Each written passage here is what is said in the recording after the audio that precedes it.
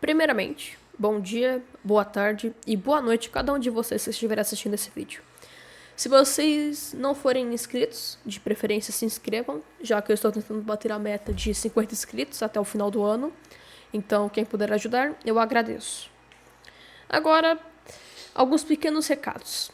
Este é o meu mini documentário e terá spoilers da narrativa do jogo. Se você não se importar, tudo bem, assista o vídeo em diante. Então vamos começar com o nosso primeiro tópico. Introdução do universo. Primeiramente, 1899. Pré-primeira Revolução Industrial. A gente pode perceber que há várias tecnologias presentes naquele universo. Tecnologias movidas a vapor, como trens. Mas este não é o fato mais principal ocorrente. E sim, o fato que, nesta época, existiam diversas gangues. E uma delas era a Wonderland. Era uma época onde existiam vários cowboys, caçadores de recompensa e etc. Só que vamos para a nossa gangue principal, a gangue Wonderland. A gangue Wonderland é liderada por Dutch Wonderland, líder da gangue. E como que eu posso descrever Dutch? Dutch é alguém que sempre tem um plano B. Então, Dutch é alguém que ele não vai ficar de enrolação ou algo assim do tipo. Ele é alguém que, antes de jogar o xadrez, ele vai checar peça por peça, descobrir todos os planos. Ele é alguém que, por mais que pareça frio e calculista, é alguém que no fim tem um bom coração, até um certo momento da campanha do jogo. E ele criou o Arthur Morgan. E quem é este? Bem, Arthur Morgan é o nosso personagem principal da campanha. Sua criação não foi bem constituída assim, claro. Teve o lance lá que ele não teve uma criação com os pais muito presente, e isso fez ele acreditar em que a melhor alternativa é sair roubando e matando. Tanto que no fim ele foi encontrado por Dutch Wonderland e cuidou dele como filho. Só que com algumas características importantes. É o seguinte, Dutch criou Arthur e Arthur segue os pensamentos de Dutch. Por que eu tô falando isso dessa forma? Bem, como que eu posso dizer? É meio que o Dutch fez a cabeça do Arthur. Calma, vocês ainda não entenderam? Vou explicar. Vou explicar com uma teoria, na verdade. A teoria da caverna. A teoria da caverna, eu sei que muitas pessoas podem não conhecer, mas é uma teoria pré-socrática, criada por Sócrates, em que ele tentava ensinar sobre o mundo que a gente vive não é tão real assim. A teoria da caverna, ela é uma teoria, uma história na verdade, sobre um grupo de homens que está preso dentro de uma caverna, só que com uma característica diferente, para ser mais claro. Essa caverna tinha algumas rochas e essas rochas refletiam a luz do sol, que a luz do sol passava o que estava passando fora da caverna. Então, por exemplo, na vida real, tava andando alguém de cavalo, na caverna apareceria o reflexo daquela pessoa andando a cavalo. É tipo VTV, só que na época pré-socrática. Aqui, um grupo de homens estava cansado dessa vida e resolveram se adentrar fora da caverna. E aí, eles encontraram o mundo real, que é extremamente diferente da caverna. Resumo da ópera.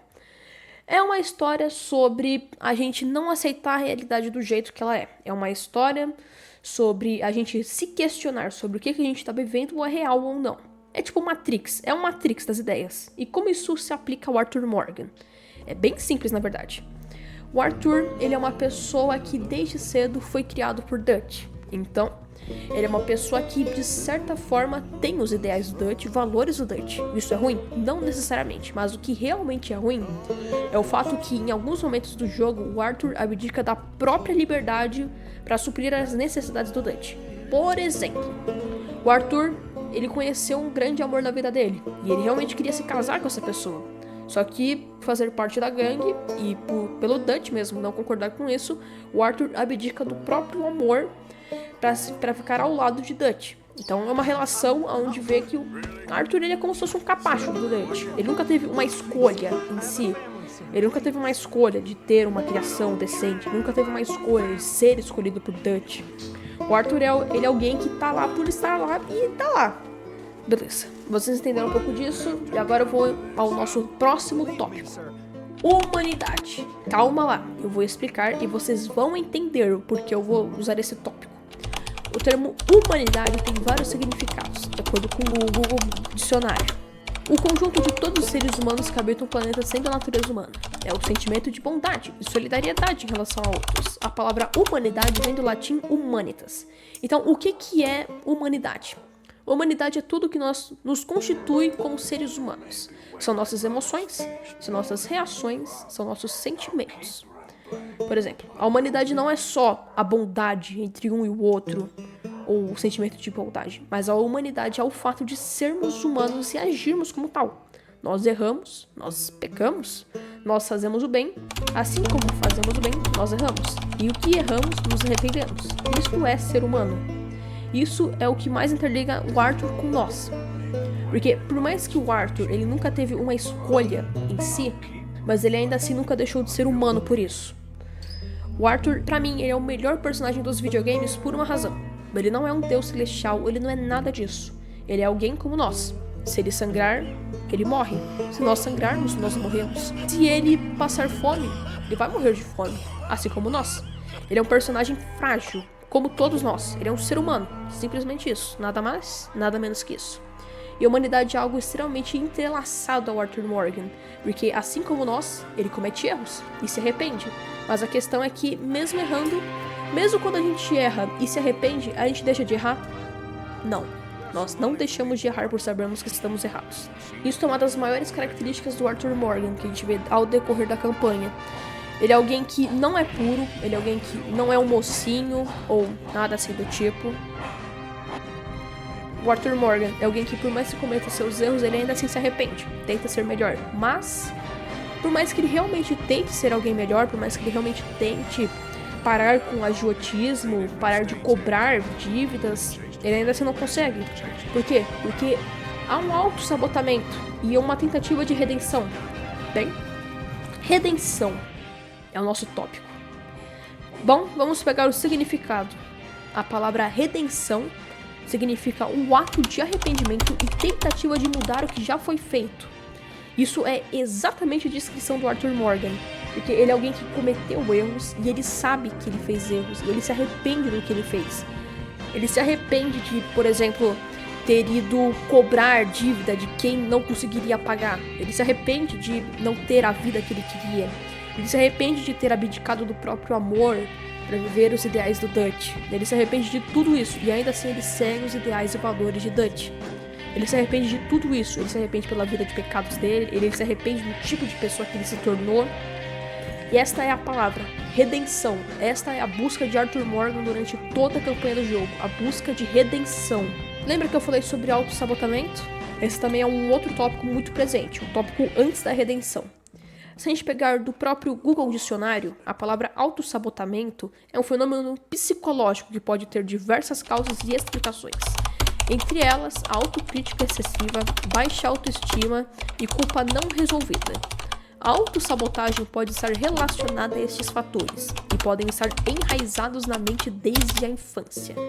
Bem, como que nós podemos relacionar isso ao Arthur Morgan?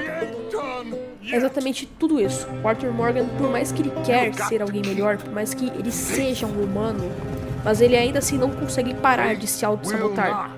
Um exemplo.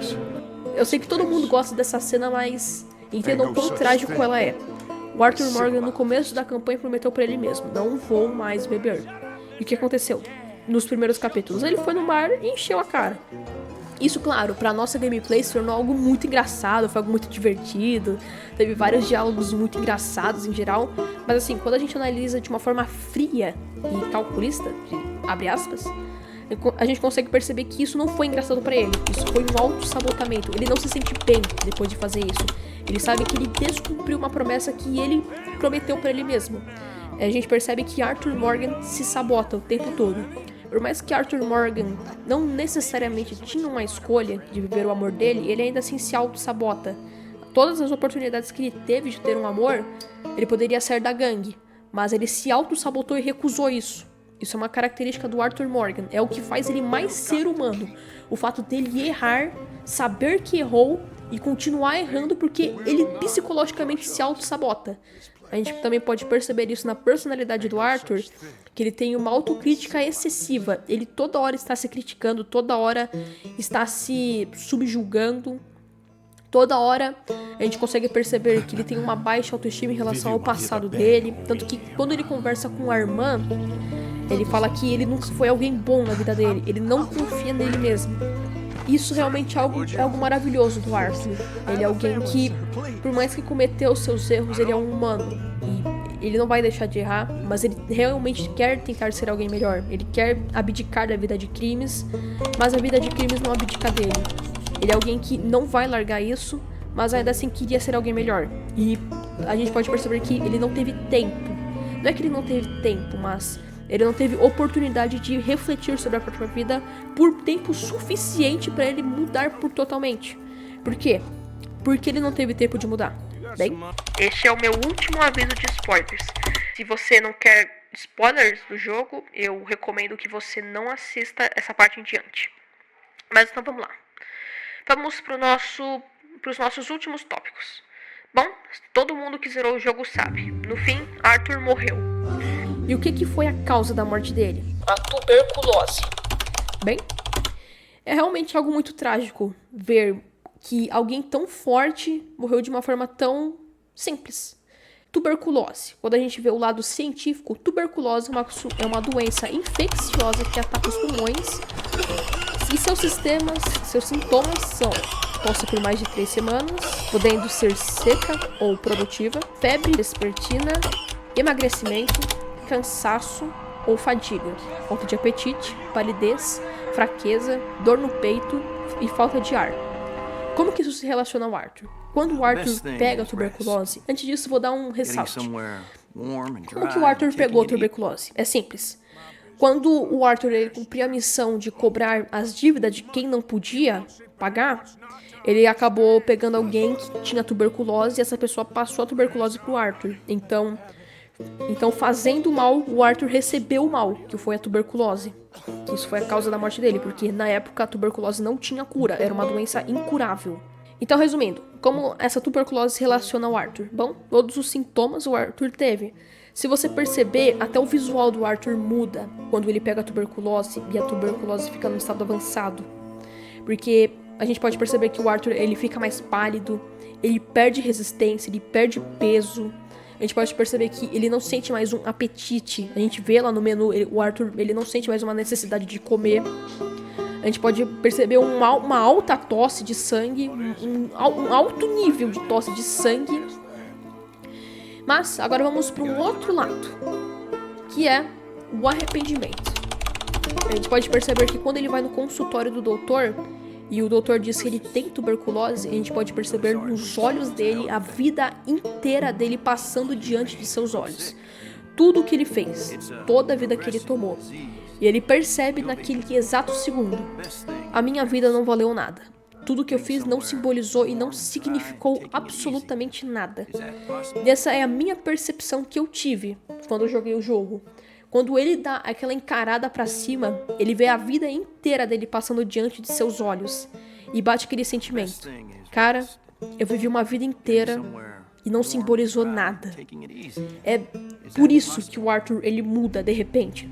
O Arthur ele muda totalmente a visão de mundo dele. Quando ele pega a doença, ele vê o mundo de forma totalmente diferente. Ele percebe que não era essa a vida que ele queria, mas foi a vida que ele levou. E é aí que começa a fase da redenção. Bem, quando o Arthur percebe que a vida dele não simbolizou nada, ele tenta mudar desesperadamente. Então todas as pessoas que ele vê na rua, ele tenta ajudar. Tanto que um detalhe interessante da gameplay é que quando você faz uma quest secundária, você tem a escolha de fazer um ato bom ou um ato ruim. E quando você escolhe fazer um ato bom, o Arthur agora ele tem a opção de também dar dinheiro para essa pessoa. Então você pode fazer mais um outro ato bom. E a gente percebe o quanto que o Arthur muda a visão de mundo dele. Não é mais empaçada como antes, ele vê o mundo como ele realmente queria que fosse. O Arthur ele tenta ajudar o máximo de pessoas porque ele quer que a vida dele simbolize algo. Isso é algo que relaciona até nós como seres humanos. Nós não queremos morrer sabendo que nossa vida foi em vão. Nós queremos morrer sabendo que a nossa vida significou algo. Por isso que o Arthur muda. Porque ele se arrependeu da vida que ele tinha. Mas a vida não podia abdicar dele.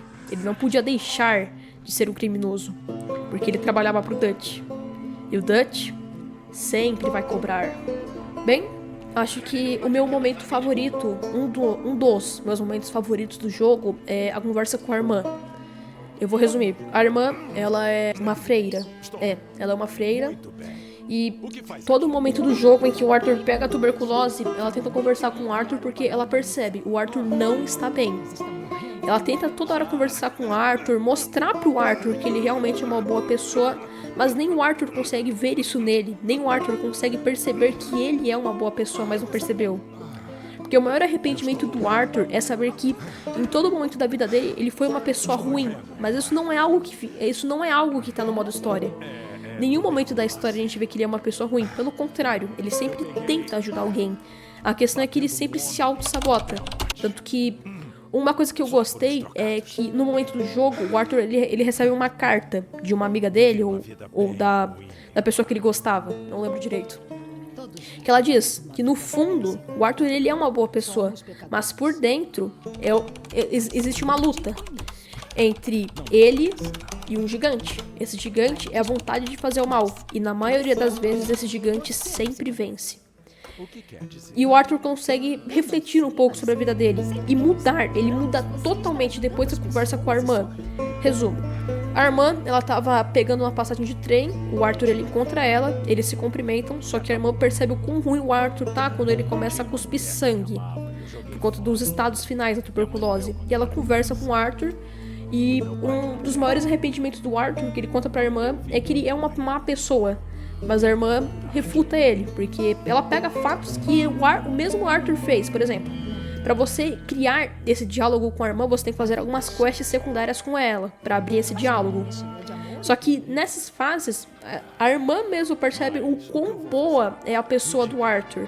Então ela refuta o Arthur e mostra o quão bom ele era, fazendo o próprio Arthur Morgan mudar de ideia sobre ele mesmo e fazer ele, mais que tudo, querer a sua redenção.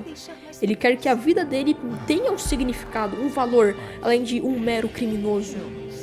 Tanto que, do final em diante do jogo, o Arthur ele quer ajudar o máximo de pessoas que ele puder, mesmo que ele não goste de ajudar.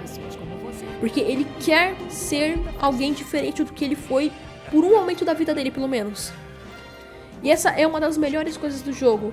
É o fato de ele errar, saber que errou, e ainda assim tentar pelo menos uma única vez mudar. E a minha parte favorita desse diálogo é quando ele diz I'm afraid, eu tenho medo. Esse pra mim foi o melhor diálogo do jogo. Porque quando a gente joga, como jogador, a gente analisa e pensa, não, o Arthur Morgan é um cara que não tem medo, é um homem corajoso, é um cara indestrutível, é uma máquina. Aí a gente percebe esse diálogo, ele é só um ser humano. Eu estou com medo. Ele não é feito de ferro. Tanto que ele diz, eu tenho medo. Isso que mais fez mudar a minha opinião sobre o Arthur. Quando ele diz isso, eu arrepiei, eu juro, eu arrepiei. Porque ele é um ser humano, ele tem medo da morte, ele tem medo de morrer. E ele sabe que o tempo de vida dele encurtou pra caramba. Ele sabe que vai morrer, mas ele quer que algo mude. Ele não sabe o que fazer. Até que ele conversa com a irmã, que ele decide que antes dele morrer, ele vai ajudar o máximo de pessoas possível em vida. Pra mim, é o melhor diálogo de todos os jogos, na minha opinião. O melhor diálogo. Porque a gente vê o quanto que uma pessoa pode mudar com uma situação tão trágica.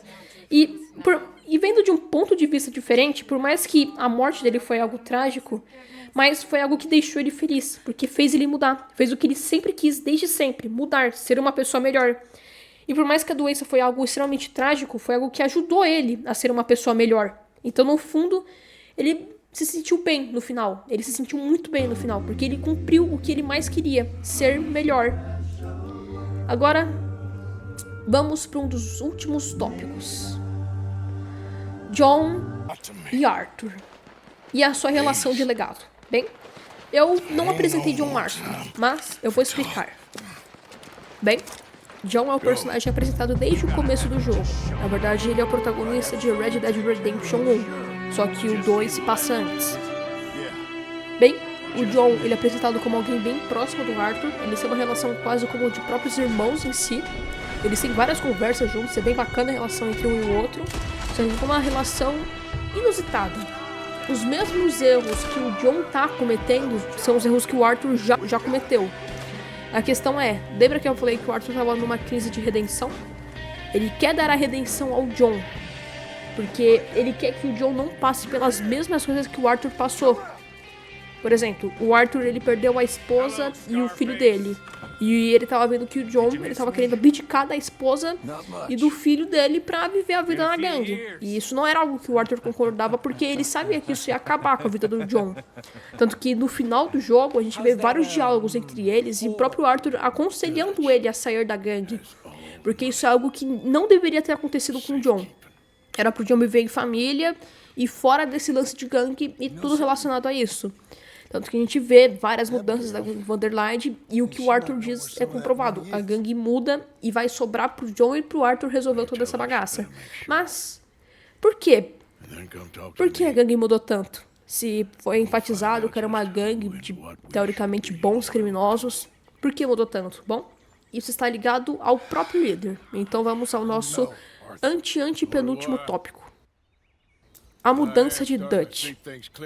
Bem, eu sei. Muitos de vocês podem até estar se perguntando, ué, mas por que eu disse então que o Dutch era alguém de bom coração, que era uma pessoa que sempre tinha um plano B? Bem, é o seguinte. A gente vê o comportamento de Dutch mudar ao decorrer do jogo. Não se sabe se o Dutch sempre foi uma pessoa cruel ou se algo aconteceu com ele. A gente não tem muita ideia. Porque isso é tão estranho. Porque no começo do jogo, a forma que o Dutch agia e a forma que o Dutch estava agindo no final do jogo era totalmente diferente. Pra mim é como se fosse até outro personagem. Mas em termos de ideia, eu não faço a mínima ideia do que aconteceu. Resumindo, o Dutch é alguém que, teoricamente, foi alguém de bom coração, ok, já disse isso. Mas, por conta de uma traição, que o Dutch fez um acordo lá com uma outra pessoa de uma gangue de Saint-Denis, só que ele foi traído. O que dá a entender, na minha opinião, quando o Dutch é assaltado pela polícia e ele foge de trem, o trem bate. Só que ele bate com a cabeça com tudo no chão. O que pra mim deu a entender é que quando ele bateu a cabeça no chão, deve ter virado alguma coisa nele, deve ter virado a chave de alguma coisa. Porque, cara, não tem explicação, ele mudou totalmente. E não parece um personagem, não parece que ele tava fazendo um personagem de bom mocinho e aí depois, uau, vilão. Não, parece que ele virou outra pessoa, porque, cara, foi de repente, depois da pancada que o Dutch levou na cabeça, ele virou outra pessoa. Assim, no estalar de dedos. Então não sei se pode ser isso, não sei se realmente foi um personagem, mas o Dutch, ao decorrer do jogo, se tornou alguém muito mais egoísta. Tanto que se você vê, quando você faz uns assaltos com o Dutch não te dá mais a parte do dinheiro do assalto. Ele fica com todo o dinheiro pra ele. Então a gente vê a diferença e a mudança do Dutch. Ele se torna alguém muito mais frio e cruel e também egoísta em si. Bem, agora vamos pro antepenúltimo tópico. Sangue, morte e redenção. Sim, é o nome do jogo, Red Dead Redemption 2. Sangue, morte e redenção. O que isso significa? Bem, eu já falei sobre redenção, todo mundo sabe o que é morte e todo mundo sabe o que é sangue. Então dá pra entender o que é isso. É um sacrifício de redenção. Bem, e se vocês sabem, não sei se vocês sabem, mas em 1899 não tinha cura para tuberculose. Era uma época onde a medicina era bem atrasada. Então já dá para imaginar quem é que vai morrer no jogo. Sim, o personagem que a gente jogou por mais de 30 horas vai ser o personagem que vai morrer. Arthur Morgan vai morrer ao final do jogo. Só que com uma das melhores cenas. Quando a gangue vira por completo contra o John e o Arthur, eles fogem da gangue. Só que a gangue vai perseguir ele junto com outras gangues que também estavam caçando o Arthur e o John. Só que o Arthur tinha duas escolhas. A primeira, ou ele ia atrás do dinheiro que o Dutch roubou do Arthur, da invasão do trem, ou o John seria ajudado pelo Arthur a fugir. Então isso fica a critério do próprio jogador de escolher o final. Se você escolher o final em que o Arthur vai atrás do dinheiro, você pega o final em que o Arthur é um egoísta, mas dependendo do seu nível de honra, pode ser até um final bom.